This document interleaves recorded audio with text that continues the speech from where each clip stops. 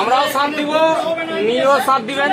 সমস্ত গ্রামে গিয়ে মানুষকে আনতে হবে, দলে বুঝাতে হবে সবাই।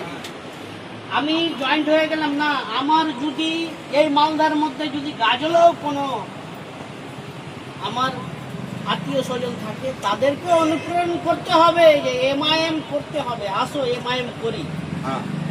মজলিসে ইত্তেহাদুল মুসলিমিনের তাহরিক এইভাবে চালাতে হবে যে আপনার আইডিওলজি, আপনার ভালোবাসা দেখে অন্য কমের লোক আপনার দলে আসার জন্য মজবুর হয়ে যায়।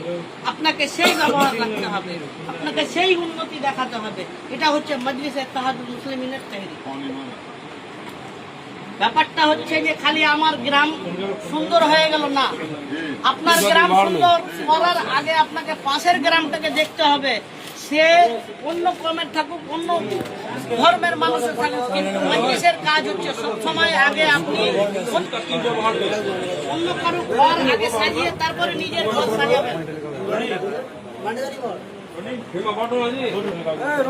সবাইকে এই দলে আসতে হবে।